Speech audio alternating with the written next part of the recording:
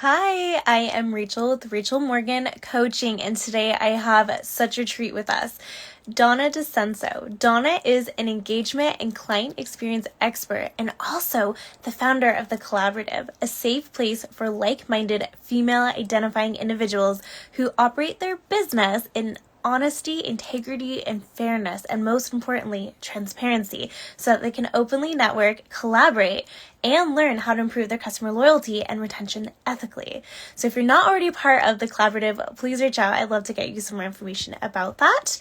But just a little bit more about Donna. I originally found her when I noticed that she had just as much passion for client experience as I did, and we quickly became business friends as a result of it. I can honestly say that she holds high integrity. She is highly genuine and a good person to truly have in your space, in your corner. Her previous experience does include luxury fashion and bridal. She's also the founder of Black Suits and Menswear line. Customer experience development is also another area that she has experience in with multiple fashion tech startups, and she's even done product development for Facebook shopping. So she is truly an amazing person to have. I'm actually very flattered that she said yes to going live with me. And one day we were having this conversation about how client experience tends to change as we scale and grow our business, and we really wanted to make sure to bring this conversation to you. So without further ado, I must introduce you to Donna. So Donna should be here in a second. Let's see. Donna, I think you have to request to join. Let's see. There we go.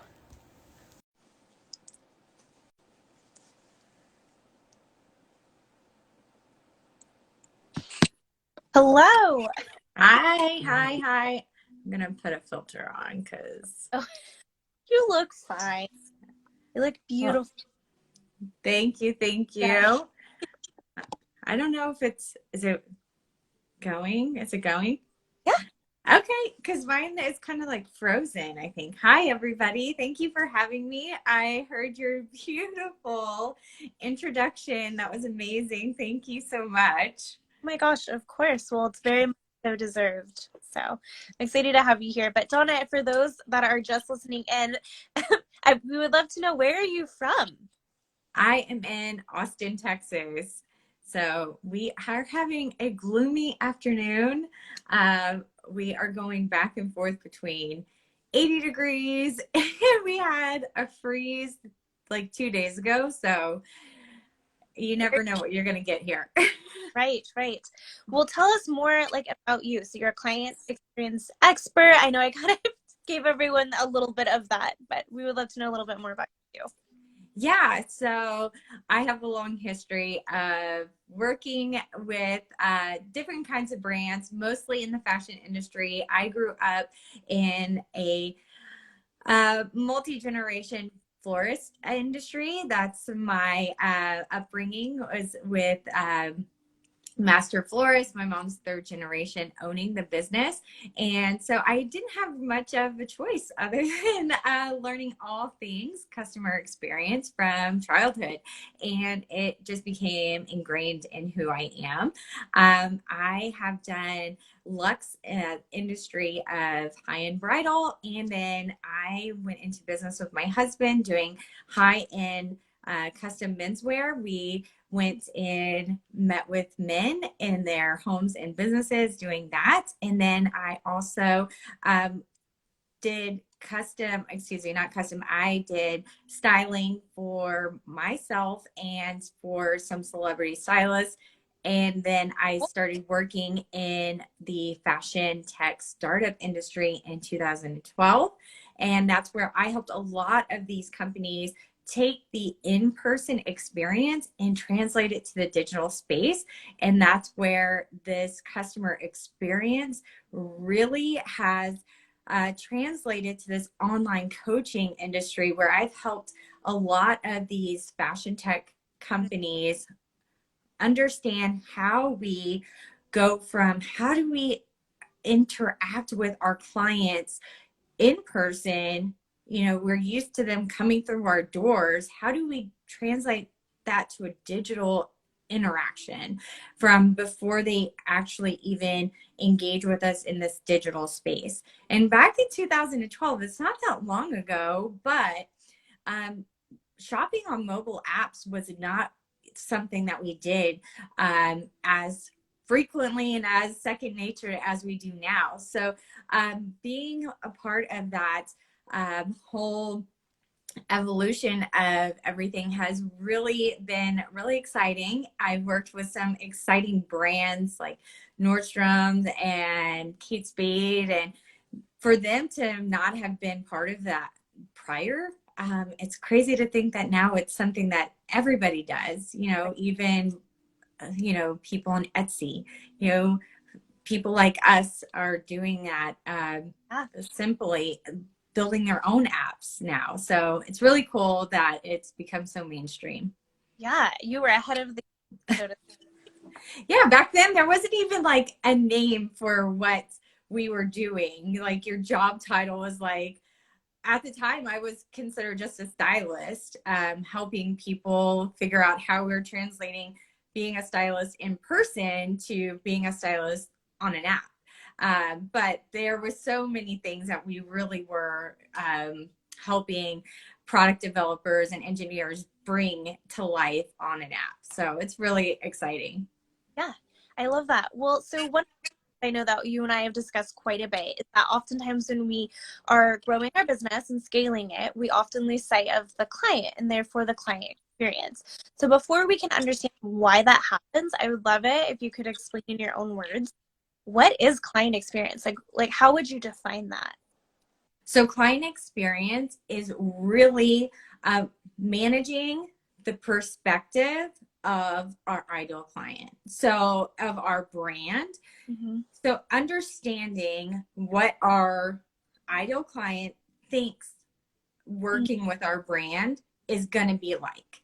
So say that we have this ideal client and they just have this perception based off of our name, based off of a piece of content that they read, or coming across anything. That perception is what we now have to manage. And that is what the client experience is from that moment they come into contact with our brand. And we have to set that up with that tone, with everything from that moment on, regardless if they even go further. Because that, a lot of people think that the customer journey ends after that. But it really doesn't. Our journey continues, because if they decide to come back or not, or somebody mentions our brand again to them later, it could be a year later, and it comes up and they're like, oh yeah, I remember them. Whatever they say in that moment is still word of mouth marketing. And their perception of us in that moment is going to either be positive or negative. So it Right. never ends after that. Our perception that they now have of us goes on in perpetuity forever. Yeah. So it's up to us to understand if it's going to be a positive or a negative. And we really want to have at least some kind of positive reaction. Indifferent could be okay, but we definitely don't want them to think like, oh, I saw it and it was like, or kind of cheesy, or I didn't really like it. That's why I didn't really read into it anymore. So that's what our client experience is. Yeah. So what I kind of hear you saying is that client experience is really the perception that our clients have of us and how we lean into that. Are we actually being that person that they perceive us to be, and then evaluating that at each different touch point and realizing that it's not just that initial reaction and those first impressions that we have leading up to the sale, but it's also what comes after, whether that's a positive perception or a negative one. It's all how we create that perception that they have. Absolutely. Right? Yeah, absolutely. We have to be mindful that anything we put out there is really creating that perception, and we are the only ones that can manage that. And we have to think about always managing the person with the highest perception, because We don't want to manage just the people down here. We want those that are up here. Always expect the highest perception, because then everybody beneath them that is easy. That's cake, because we've already managed the highest perception. Yeah. Oh my gosh. I love that you said perception. And that's really like such a powerful way to think about it, is that client experience really comes down to not our perception, but to the client's perception of us, and then how we can exceed that. And so we want to start at the very top, right? So absolutely 100%.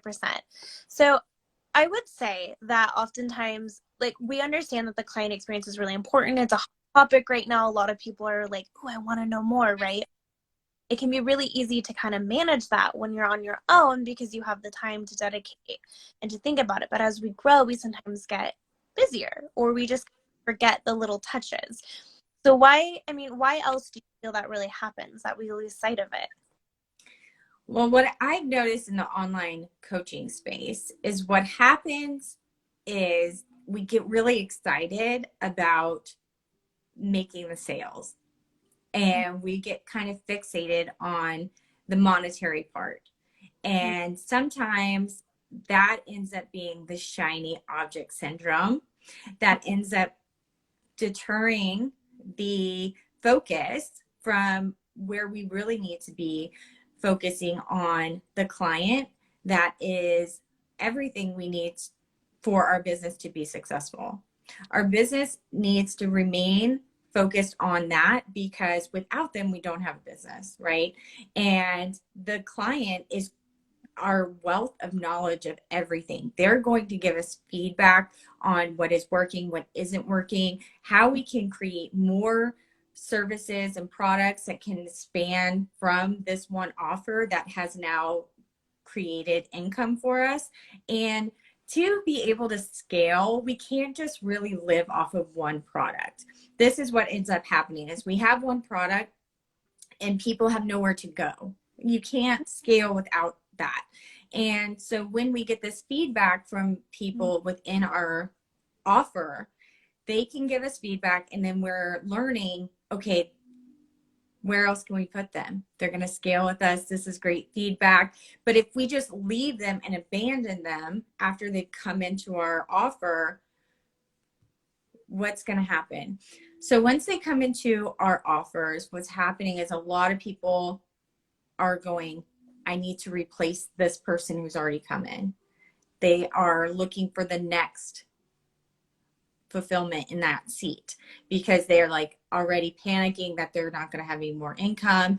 I'm looking into my next quarter and all of that.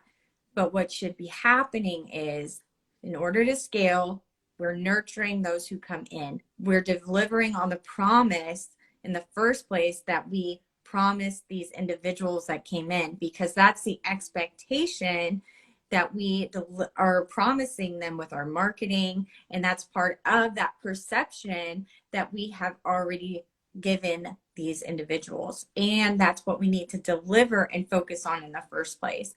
And that's what's going to take them through that journey of the first offer you are selling.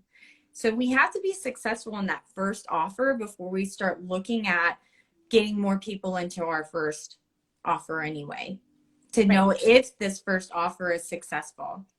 So doing that is what we really need to be successful in before we think about getting more people into this product or in this offer, because the people we got to have in here, they're going to be the ones to tell us first and foremost, is this even working, before we try to jam more people to fulfill their seat. So that's the problem a lot of times. And then we get people who are unhappy in here because they're realizing, well, I got in here and I'm looking around and you're nowhere to be found. You're not delivering on that promise that I just paid for. And you're not delivering the deliverables. Everything's delayed. There's no sense of community because you're too busy already remarketing for the next launch. And everything feels lost. But I want to. No. I think this is an important conversation. And first of all, hi, Rachel. Sorry. Yes. Hi, everybody who's here. I think what you're trying to say is, like, oftentimes we create this product and we look for new clients to fill it. So if we're like in a coaching program, we need those clients to go through our coaching program in order to make income. But what ends up happening is in order to keep making money or to grow, we need to keep looking for new clients to fill it in that program.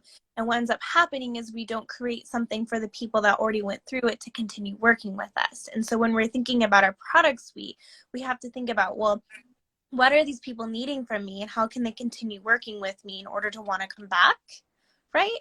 And I don't think we think about that often.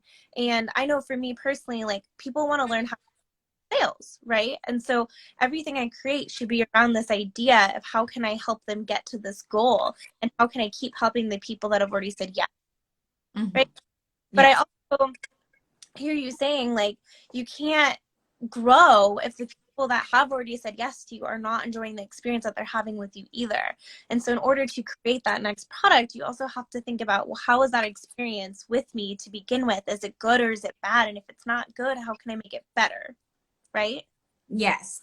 And, you know, when people come into your original offer, Mm-hmm. you know, they're going to give you feedback based on what's happening if you're asking the right questions and if you're showing up in the original marketing is, you know, what you promised, right? And they're going to tell you what's working and what's not working. And your original offer may not look the same the second time you go to launch it. Because if you're asking the right questions, they'll tell you, look, this doesn't need to be 12 weeks. I only needed 6 weeks, or it only needs to be 8 weeks.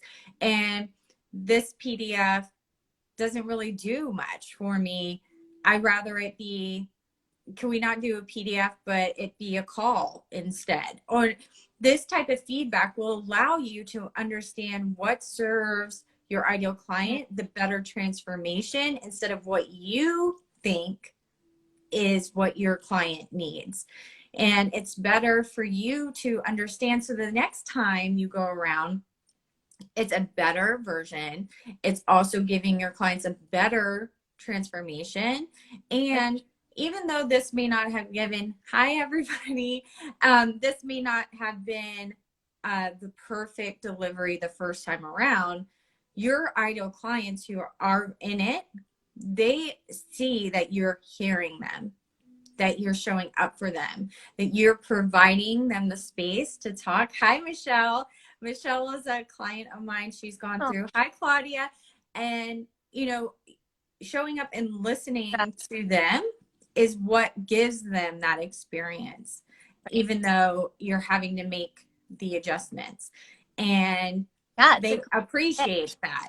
And that's going to be something that they see and they hear and they understand that you're listening, the active listening, and then implementing what the feedback is what they are wanting. Not, oh yeah, and then no changes. That is not what they want. They want to see the change. They want to see that you're actually paying attention and the follow through.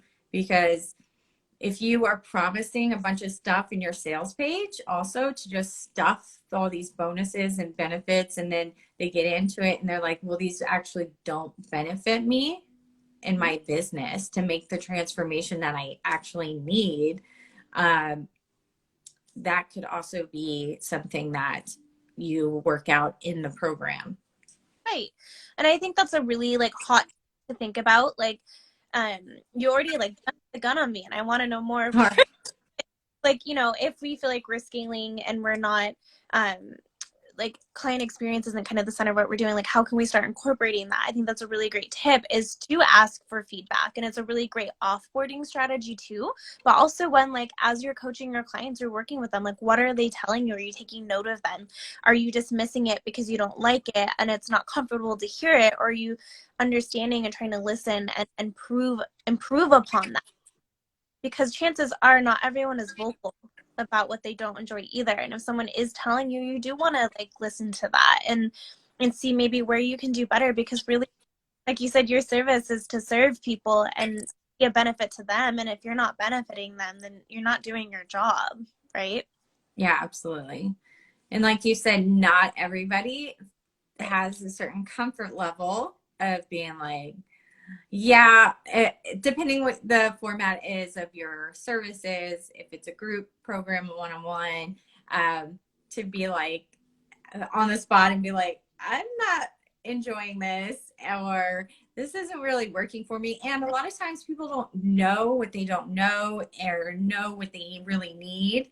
So you also have to be able to guide in offering, like, okay, this is because maybe you're their first coach Right. and they don't know what other resources are available to them. Right. So you need to be able to give suggestions of, okay, well, we could do it this way, this way, this way, and this way, so that they are aware of different things that could be possible.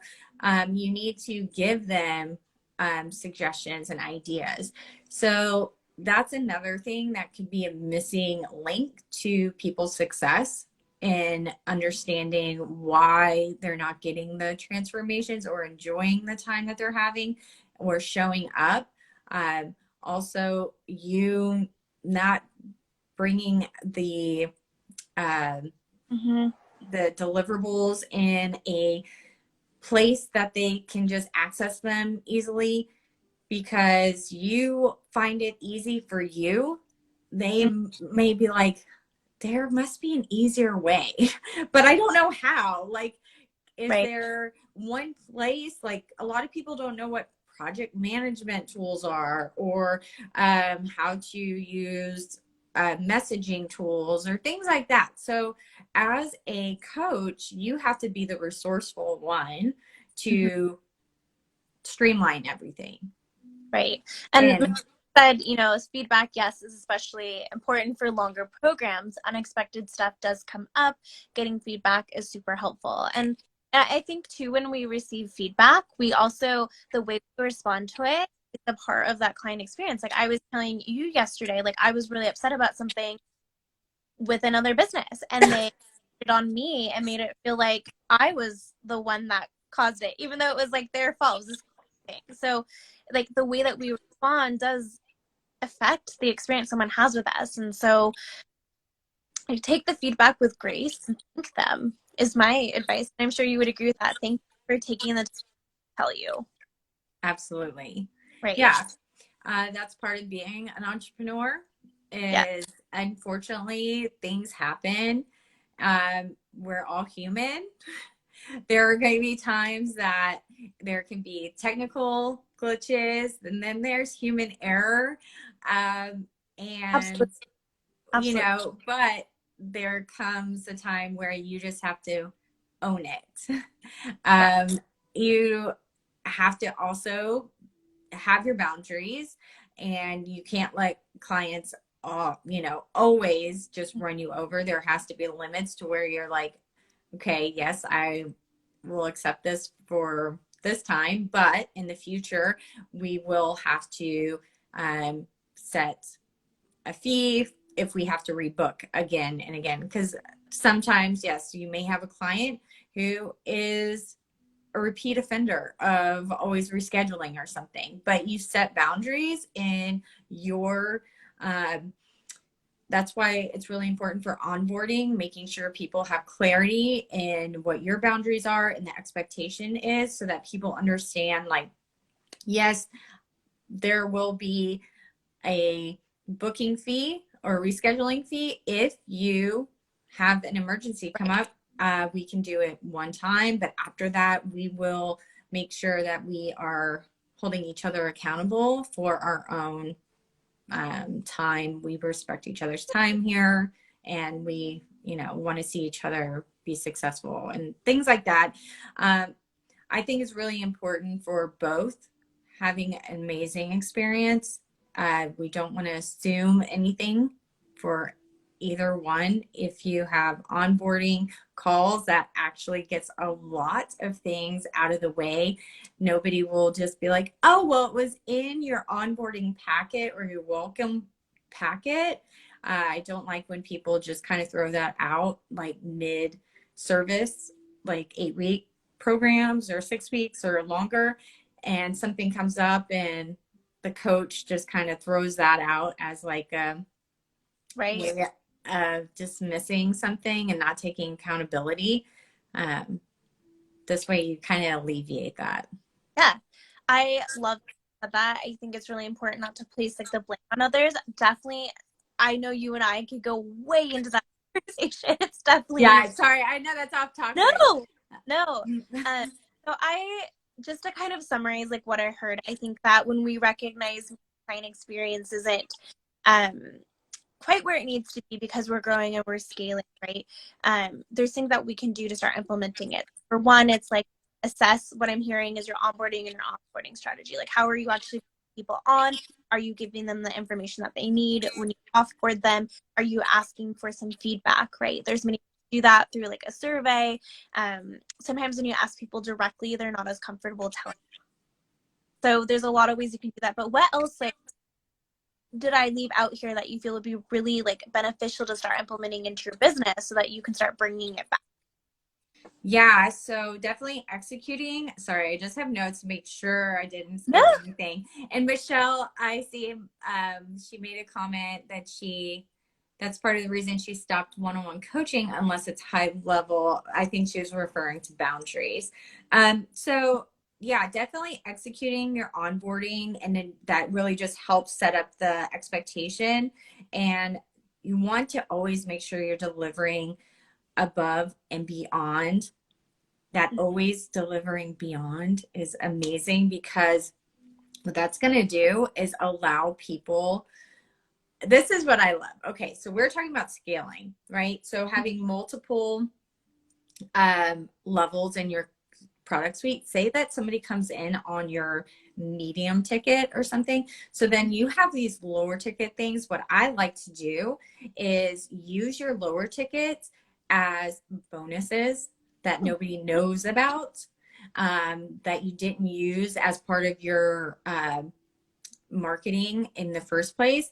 And you can implement them as a bonus during your during your time together, like during your 8 weeks, like say week 4, you give them one of your lower ticket offerings as a bonus. And that looks like give them a discount, whatever it is, depending on your pricing, and say, you know what, I wanted to give this to you for free. And that's you delivering beyond, right? So then later, when you're going to do an upsell, they've already done a yes ladder to you, and you delivered beyond, and it's going to be an easier upsell for you. Okay.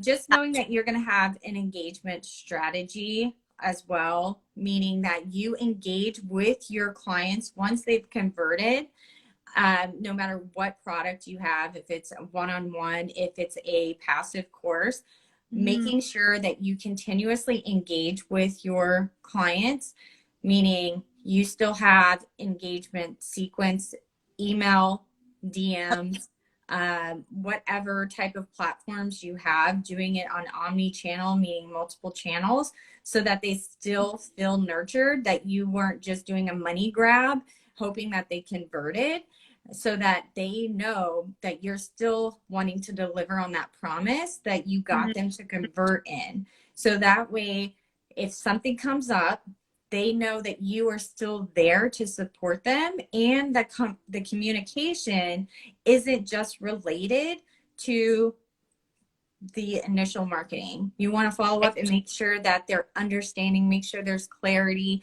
understanding what it is, and asking how the transformation is going for their business. Not asking anything about you and your business, asking how their business is going and how it has been impacted by what they're learning.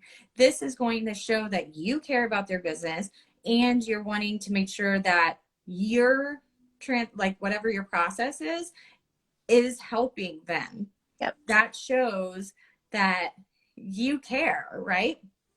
And then, like you mentioned earlier, depending what your course or service is, having an offboarding, but you are going to be following up, having some kind of survey, not a testimonial, survey first of is it going? How did it go? Is there anything that you think that could be improved? Was there any areas that you need more support, references, clarity? And then if people aren't responding, because some people are like, man, people don't respond to my surveys. Mm-hmm. You can do incentives to get them to do a survey. And incentives meaning like give them a discount to follow to another program or a call with you or something like that. I don't like the idea of giving them discounts or coupons or gift cards to something exterior from your business, because then your money is going spent somewhere else, or they're just going somewhere else. It's not generating money back to you, and you aren't able to support them. And I love that. It should come back to you, right? So it's trying to get them to come back to you. And if it's just a quick like discovery call type thing, if you're like, hey, I'll do a free, tell them a strategy call, which would typically be like a discovery call. And if you fill out the survey, this is what you get, or a template or whatever. Right. I will add that if you do spend the time, especially I see it a lot from market research, where people will say, if you're able to help us, I'd be happy to do a discovery call with you many times, where it's a false promise and they don't actually follow up on it, actually mean it. It's just kind of offered. So I think if you really do intend to do that, follow through with it. Because if you don't, then it tells me you didn't mean it. And then it makes me kind of wonder, like, well, why did you not? What's the intention behind all of that? And it doesn't leave that good feeling, right? Yeah. So those are my biggest tips on how to really get people. And if you're keeping in that much contact with people and they're not following up, I mean, you don't want people to ghost you. The ghosted ones are the silent ones are the ones to really worry about, because it's like they just really couldn't be bothered and they are not happy. They're like, I have something not good to say and I'd rather not tell you. Right. Those are the ones that you don't, because eventually they're going to tell somebody and they're going to like, it really wasn't that good. I just didn't really want to tell her to her face. They're the ones that you want to find out somehow. Down the road, you could do something, give it some time, let it breathe, and do a collaborative type of incentive and see if you can revise a survey and see if that can get people answering your survey. But you do want to get people's feedback somehow. Right. I like to kind of come from the perspective of, like, as a business, you understand how important that is. It would mean the world to me if you take the time and out. And I think having a survey where it's anonymous can really encourage people to see where they're not being judged because they said something. Yeah. Right. And I also, one thing you said that was really good for helping you with the client experience is to follow up. Like, let's put this in perspective. What if you only heard from someone to buy? Like, maybe, hi, Ginger. Hi, Ginger. Yes, so glad you're here. If you're only hearing from someone when they're reaching out to you, like, to buy, you're gonna, like, I know I would stop opening that message, or I would stop reacting, because all they want is actually care about me as a person. And that's really important to client experience, is the care, right? And I think we've recognized that a lot especially the last 2 years, like how important we want to feel as a client and the connection. And so when you are following up, are trying to elevate it, like, don't be afraid to just reach out and say hello, or find out what someone's doing. Like, I talk to Ginger quite a bit, right? I'm sure it sounds like you probably do too, Donna. Like, we just keep in touch to say, hey, how are you? Happy holidays. Like, it doesn't have to be. Yeah, I hope she's feeling better. I know she was sick recently. I know. See, we know these things, but that's the power of follow up, right? And she's not, like, it doesn't always have to be like because they bought something. It could be someone you connected with, and you never know who they are or the opportunities that can arise. Like, so don't, like, definitely following up can literally just be as simple as hello. That's it, right? Yeah. It's a great way to just really like humanize you. So increase that client, like you said. And if you feel like you're scaling and you don't have time, maybe you have something more to add. But for me, like, I literally put it on my schedule. I literally make the time for it. So Yeah. maybe else that you would say like that you do to prioritize, but it's really just you have to make the time, you have to do it, because your clients, like you said at the beginning, is what keeps you in business. If you don't have clients, you're not in business. It doesn't matter all the other things. I mean, they're very important, but you need clients. So oh no, did it freeze? Oh no. I hear you. There you are. Okay, sorry everyone, but it froze for a second. Can you hear me, Donna? Yeah, I'm here. Go for it. Well, okay, so I would love to just kind of like finish this out, and I would love like your opinion on like what business or person do you feel like really exemplifies outstanding client experience, for like an example? Sure. I mean, there are really great businesses out there, big companies that are well known for that. You know, Trader Joe's I go to every Tuesday with my son. They're well known for that. Zappos as well. And then we all know Disney. They're all great companies that just exceed client experience for sure. Because when you think of them prior to even going there, it's from the moment they create ride or die people. I mean, think about the grown humans that are going to Disney. My husband works with somebody who the husband and Chick-fil-A. Yeah, Chick-fil-A for sure.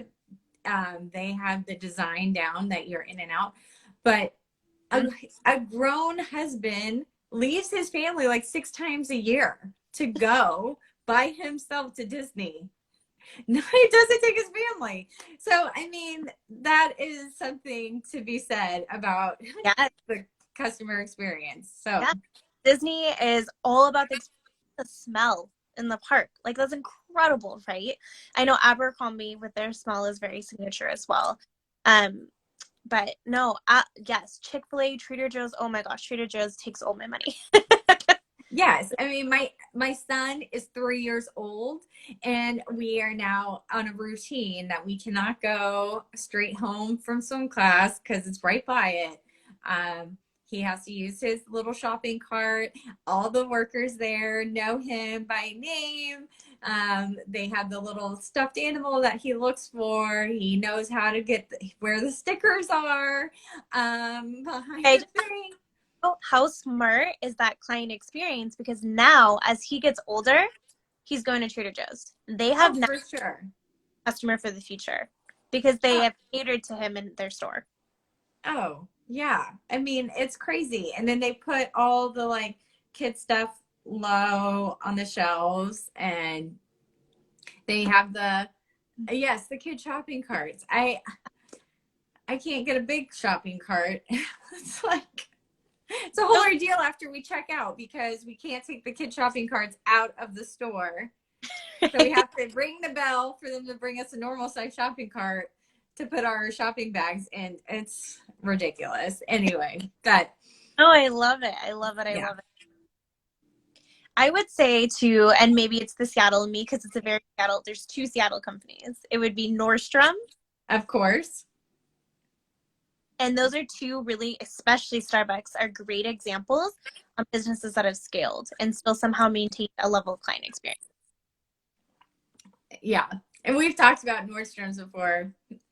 You and yeah, Nordstrom's for sure. Nordstrom's was one of our flagship companies that I've worked with uh, on the app. They were a pleasure to work with, creating their online shopping as a personal stylist. They have their own in-house thing, but with the app that I worked with. But Yeah, yeah, I would their say, return policy and everything is yeah. wonderful. Oh gosh, they set the tone on return.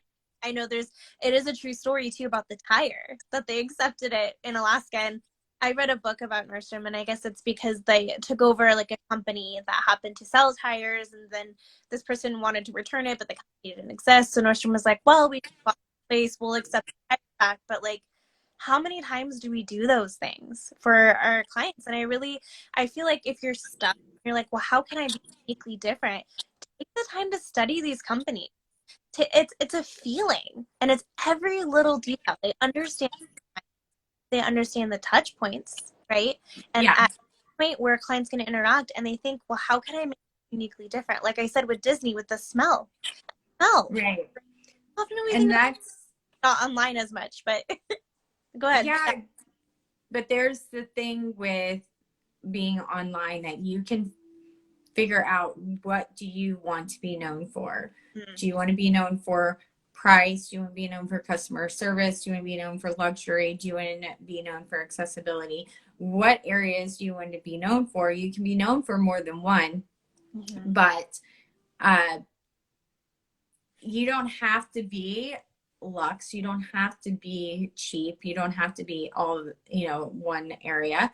But whatever it is that you want to be known for, exceed that expectation every time when you do decide what it is, what you want to be. Because when people think, okay, I'm going to come to Rachel because she is known for accessible coaching, right? And Mm-hmm. that's what I want. But I come to you, it's great pricing, but when I come to your coaching program, I can't really reach you whenever it is that I'm trying to get you on Voxer, or when I get into your container, I can't really find the PDFs, or you're always changing the coaching calls, or I'm supposed to have this highly engaged community, but I'm the only one ever talking. Like, these are the things that people notice, and they're like, well, what did I sign up for? It's like, yeah, it was like a decent price, but Right. I think it was, side note here, but it relates to client experience and something you can implement. I think Ambra that said this in the uh-huh. conversation. She said, before we even begin coaching sessions, I do a pre-session that they know exactly how to use all the apps we're about to use, that we can answer their questions. We'll go On over the their onboard. kickoff calls. I was like, that's so smart. Nobody's doing that. And that level of client experience is immediately going to differentiate you, and you establish a connection. And you can tell them, I'm available these hours on this app. I want to make sure you can download it and use it, right? Like, nobody does that. I have never worked with a coach that took the time to make sure I understood everything. Yeah. Yeah, she does. That's the kickoff call that Kickoff I call. think, yeah, that I think is really important when you start a program. Not assuming that people read that their welcome pack, that you do a kickoff call, everybody be on it, and you basically walk through it, and you make sure that you hit those targeted areas of your packet where you can't just skim over, where if you have cancellation policies, if you're going to use certain apps or tools, that you're saying, okay, we're using Voxer, everybody open up their app or download it. This is my login. I want to make sure everybody downloads it right now. Text me this right now so I see that you're on there. Because you can't assume everybody knows a tool. You can't assume everybody is versed in tools. Make sure that everybody is logged into whatever project manager you're going to use, and say, okay, I want to see that everybody's on it. Everybody's accessing it? Okay, cool. We're all in here.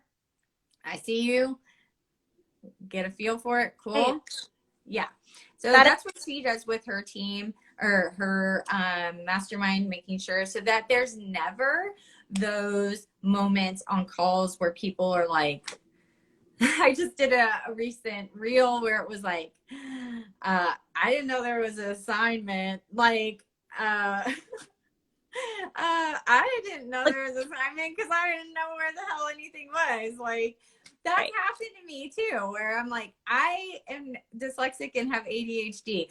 If it's not easily accessible in an email or an intro part of a portal and everything is outlined from the beginning and stuff doesn't change like constantly throughout the program, as soon as things start changing, if you are constantly changing the calls throughout, don't be surprised when attendance drops off. Or if you are supposed to be dripping your modules and you're doing it manual and you don't have it set up or something and people aren't getting it, it's like, Right. what? So, You know, this is okay. I want to end it here. yeah. Literally, and please, anyone that is listening, if you have further questions, reach out to either of us. Yes. Certainly more than happy to chat with you or put them down below and we'll try our best to answer. But I wanted to say that I think sometimes when we scale, we forget that time because we feel like we don't have it, and maybe we don't, to actually explain the process, and we start to assume. And I think that's also where client experience drops because of the assumption. But I will tell you, as a store manager, I was managing a multi-million-dollar store. There was always customers in the store. There was not a lot of time. I had a team of 16, just to give you an idea, at least. And whenever I onboarded a new employee, literally that first whole week, had to prioritize and schedule off from everything else so that I could give them my full attention.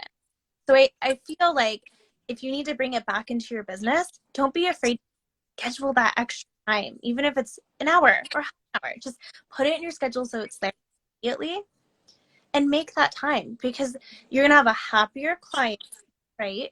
There's nothing worse than when you make someone feel dumb or stupid. And I don't even like to use those words. I don't think they're great words to use. But like you said, you don't want to be joining something and not know what you're doing and ask. That impacts the client experience, right? And so take the time. Don't be afraid of group coaching program. Have everyone come on one day. Maybe do a recording, send it out, walk them through in detail exactly what you're going to do. But you have to make it a priority. And you're going to save yourself time because, okay, I can go off about this. I know. We're going forever. It's like it's better to educate and like put all the things everywhere, because you never know who all the learning styles, capabilities, levels, and you want to be inclusive as possible. You never know. Like I just mentioned, you're going to deal with it later. You know, with somebody who has multiple learning disabilities, you never want to leave somebody left out. So it's better to have more resources than not enough. I love it. Yeah, it's not necessarily catering to yourself. It's catering to people that signed up. Yeah, I love that. Well, Donna, is there anything that I left out that you'd love to add that people need to think about? I know it's been a fabulous conversation. I know. We could talk about this forever. Yes. We went a little off topic. I mean, but I don't know if we did, because client experience is all inclusive. No, I have nothing else to say. I am happy to say where people can find more of this topic. Yes. We can talk about this in more depth over in the collaborative. You can find myself and Rachel talking about client experience and sales. It's a free community for female identifying women just like yourselves in the online coaching space. Please come and join us. It's completely free. The link is in my bio. You can network, learn, and connect over there. And we look forward to seeing you. And I will attest to, it's not like a membership. It's not have to pay for. I love it. Yay, Michelle. Yes. It's just literally a community that you have created from the goodness of your heart for people to network, feel safe, that they don't have to worry if someone is dishonest, and a safe place to ask questions if you're not sure, because we can't, you know, right? And you're always so receptive. I know everyone else has been extremely helpful. If you're looking just for something like that, this is a great opportunity for people to network, meet people, and get those. So definitely reach out to Donna or myself if you have questions. We're happy to answer them. Donna, let's say that they're just not ready for that community, but they want to work with you. How can they work with you? Oh, well, reach out to me in my DMs over on Instagram, Donna B. Dicenso, and I'm happy to find out what your needs are and we can work together over there.